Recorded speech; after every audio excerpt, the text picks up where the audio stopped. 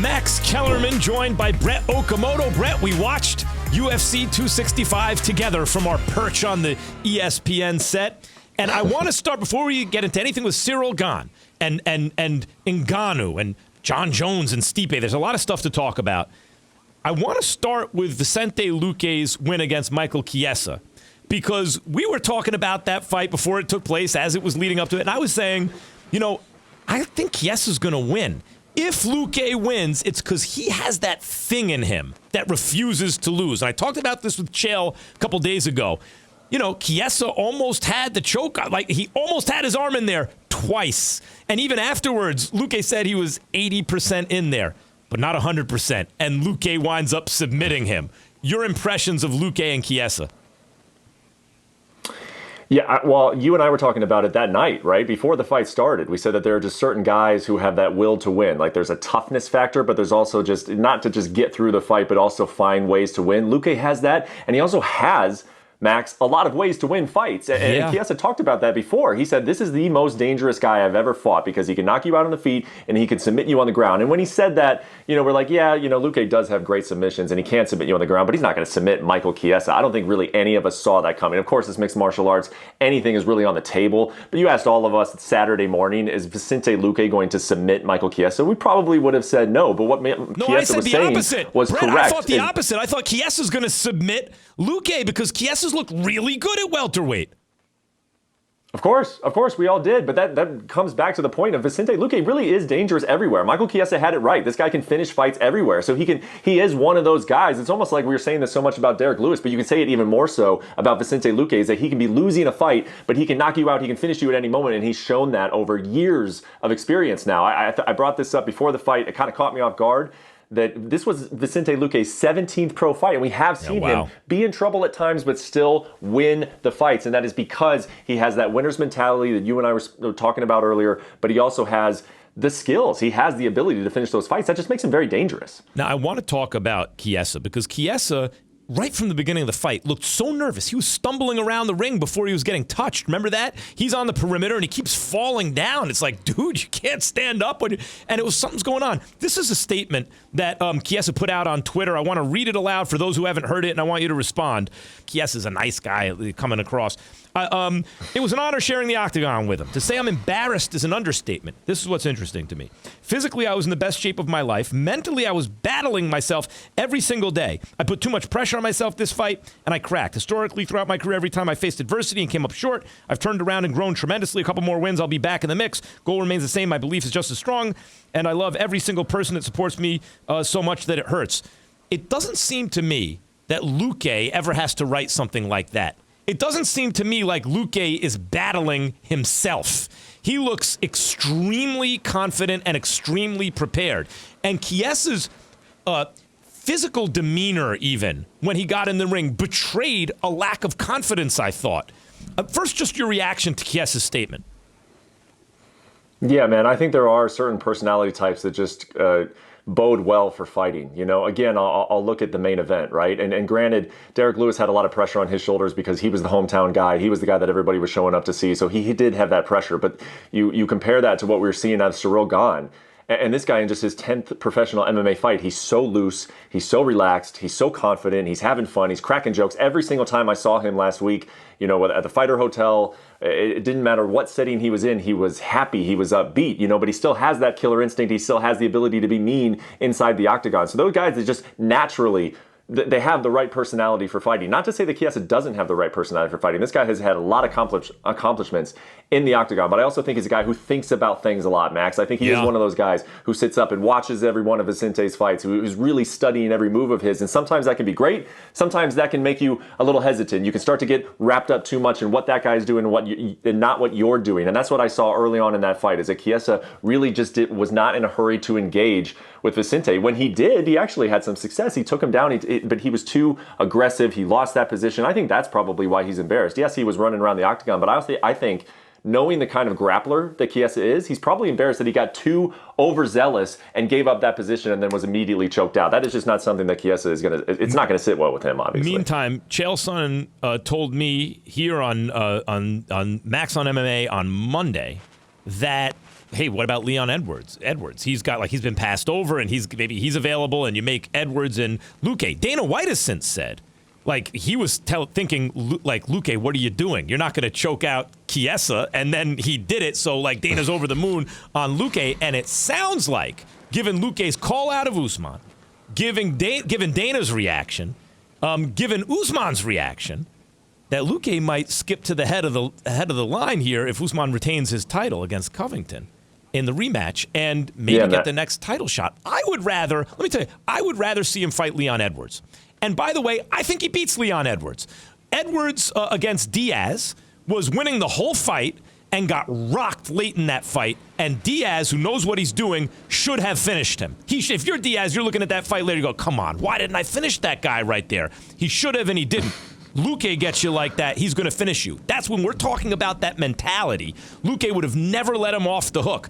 Edwards could be winning that whole fight and still wind up losing. And I think that would prepare Luque better for an Usman fight than just jumping to a title shot. Your thoughts?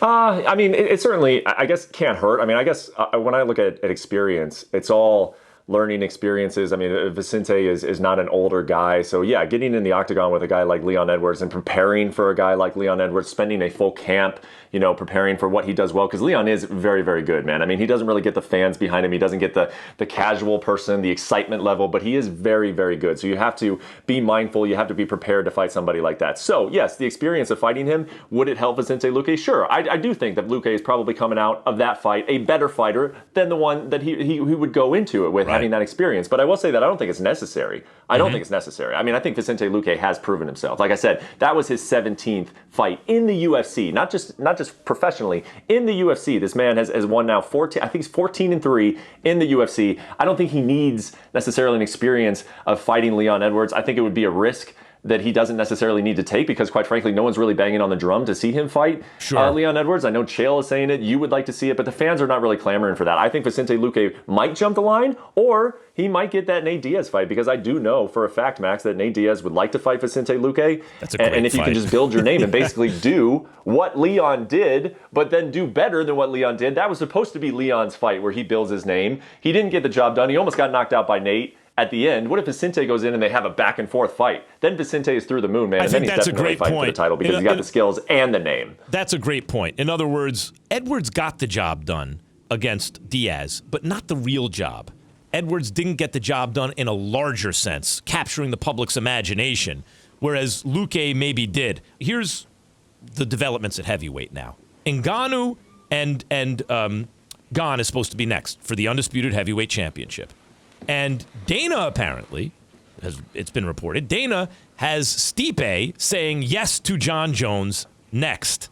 Jon Jones, however, his camp seems to think, well, look, Stipe was a great motivation when he was champion. But if he's not champion anymore, the subtext is maybe the risk isn't worth the reward here. Not just like I can't get juiced if the title's not on the line. Stipe's a great fighter. So you're going up to heavyweight to fight a great fighter and the championship's not on the line. But I understand Dana's thinking it's a tournament. And then you get Ngannou, Gane, and Stipe and Jon Jones. Here's my issue, though. I want to see the fights I want to see, and the real matchup I'd like is Jon Jones and Ngannou, because I want to make sure to see that one, and I want to see that one for all the marbles. Yeah. Put Gane in with Stipe, and if Gane turns out or Stipe turns out to be the best heavyweight, fine. We get that matchup against the winner of Ngannou Jones. But meanwhile, Brett, we get the matchups we want on the way. To that you say what? I say you're absolutely right. I mean, Ciryl Gane, we have been singing his praises over the last several weeks. Max, you flew out to Houston specifically to see Ciryl Gane. So it's not like we're not giving this guy his due. You were excited about him. I'm excited about him. I wrote after Saturday that I think Ciryl Gane versus Francis Ngannou is now a money fight. It is a blockbuster fight. It is a fight where you start to explain to all the people out there that maybe not be aware of the background of this. They are going to get invested because the story is good, the matchup is good, everything. But at the end of the day, it's still not as big as the fight between Jon Jones and Francis Ngannou. You have the GOAT. A lot of people, I guess I should say, believe that Jon Jones is the greatest fighter of all time, going against the man that is the scariest heavyweight of all time right now and all time, in Francis Ngannou with the knockout power. That captures the imagination. So I do think that you make that fight happen if you can. Can the UFC make that fight? I don't know. I know that their focus is to do that Gane Francis Ngannou matchup. But if Jon Jones can come to the negotiation table, I think, sure, you could have Ciryl Gane fight Stipe Miocic, or you could just say, Gane, take some time off. He's having a kid. He's having a daughter this month. Take some time off. You got an interim belt around your waist. Come to that fight between Jon Jones and Francis Ngannou. Be part of the fight week. Insert yourself into the conversation and be ready for the next one. The UFC would have back-to-back blockbuster fights at heavyweight. I think that's the route to go. But again, that's if they can bring Jon Jones to the table and get him to fight Francis Ngannou. Yeah, just for people out there going like, no, have them, Stipe and Jon Jones and Francis and Gane, and let the chips fall where they may. Here's the issue for me. I really want to see Ngannou and Jones for all the marbles first. I want to make sure we get that one. Yes. And let's just say, let's do a little math. Let's say you think, boy, those are both tough fights. But Ngannou, I'm going to make the favorite. I'm going to make him the favorite against Gane. I don't know that he would stay the favorite, but 60% likely to win that fight. And you know what? I'm going to say Jon Jones is 60% likely to beat Miocic at heavyweight.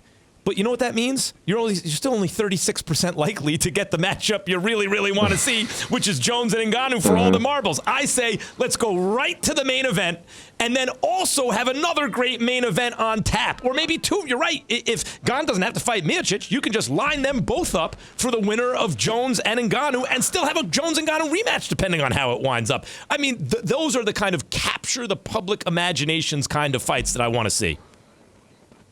Well, Max, and there's one last piece to this that you didn't mention, is that the timing of it actually is better for Jon Francis. Can you imagine if we could do Jon and Francis in New York or in Las Vegas? They're hoping to go to New York in November. That fight wouldn't happen in November. But let's say they could have that fight in New York, Las Vegas, somewhere here in the States, right? Because they can't have it in France right now. I think with everything going on in the world, it would just be impossible to get Francis Ngannou over there to fight in France. But if you just kick that Gane matchup down the road a little bit, hopefully things continue to get better. Can you imagine if you could have the Francis Ngannou-Ciryl Gane fight in France?